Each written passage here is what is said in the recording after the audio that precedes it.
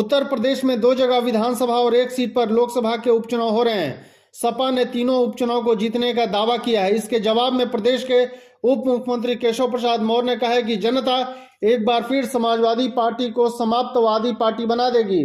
अखिलेश यादव का अहंकार टूटेगा, उनके हवाई दावे की हवा निकल जाएगी, क्योंकि समाजवादी पार्टी का झंडा गुंडागर्दी का प्रतीक है। एक विशेष वार्ता में उप मुख्यमंत्री केशव प्रसाद मौर्य ने कहा कि सपा मुखिया अखिलेश यादव का भ्रम मैनपुरी की जनता ही तोड़ेगी।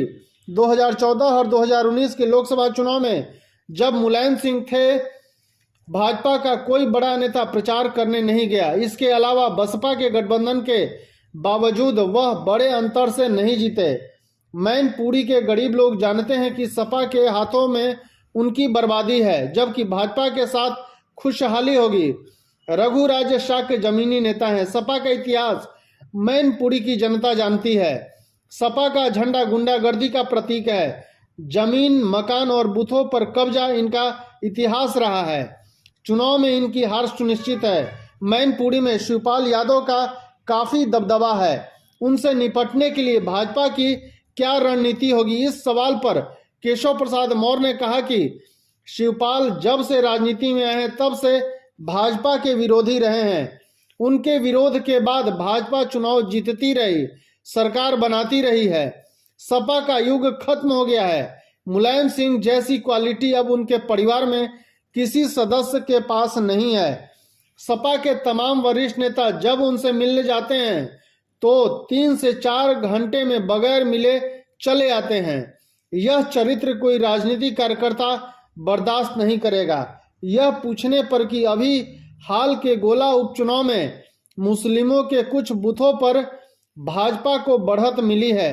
उप मुख्यमंत्री केशव प्रसाद मौर्य ने कहा कि यदुवंशी हो या मुस्लिम, सभी को मालूम है कि समाजवादी पार्टी झूठ बोलती है।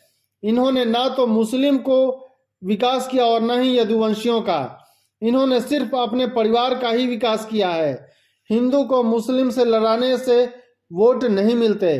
वह यादव और मुस्लिम को अपना बंधुआ वोट बैंक समझते हैं।